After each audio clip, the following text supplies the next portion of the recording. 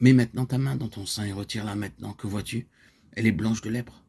Mets encore ta main dans ton sein et sors-la. Comment est-elle désormais? Elle est propre et saine. Exode 4. Considérons cet aspect de la main. Quelle main?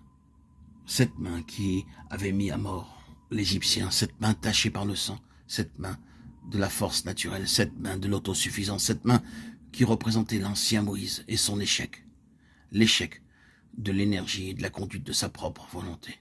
Mais cette main à l'intérieur de ce qui est en toi même, Moïse. Vous pensez que c'est ce qui est naturel qui peut saisir la verge donnée par Dieu?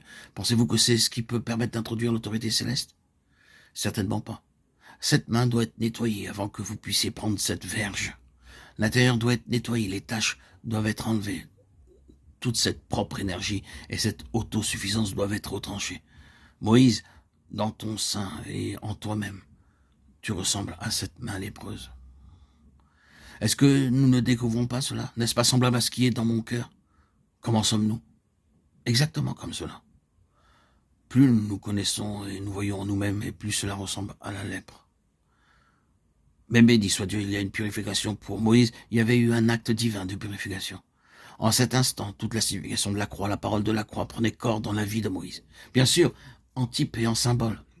Désormais, cette main avait été nettoyée, ce cœur circoncis, la vie intérieure séparée même de la force de la chair et de sa suffisance.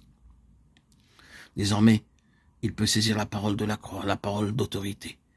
Il doit en être ainsi. Nous n'avons aucun pouvoir dans le domaine des dieux des Égyptiens, de ces forces spirituelles qui sont agissantes dans ce monde. Nous n'avons aucune autorité dans ce royaume, aucun espoir d'être tout-puissant contre cette force. À moins que quelque chose n'arrive pour nous délivrer de nous-mêmes, de notre propre force, de notre suffisance propre et de nos propres cœurs. Après cela, il y a eu cette période si importante que je n'ose la traiter en ce moment. Israël sous la direction de Moïse. Ce fut un grand et constant antagonisme entre le céleste et le terrestre. Les 40 années d'une nation dans le désert typifiaient l'antagonisme du céleste et du terrestre, ouvertement en conflit. Ils avaient été amenés hors d'Égypte pour être un peuple céleste, pour avoir toutes leurs ressources, tout leur soutien et leur secours du ciel, pour être dans ce monde sans être de ce monde. Cette expérience peut être faite dans le désert. La pensée divine, c'était de donner une grande place pour le céleste. Il aurait eu un lieu pour le céleste dans ce désert. Tout du point de vue divin devait être céleste. Le peuple devait être constitué sur des principes célestes.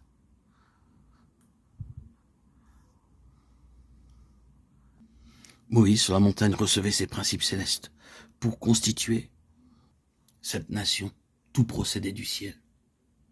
Toute leur relation avec Dieu dans le désert, centrée sur le tabernacle, était issue du ciel. C'était le modèle montré sur la montagne. Il était céleste. Rien n'était laissé à l'appréciation de l'homme.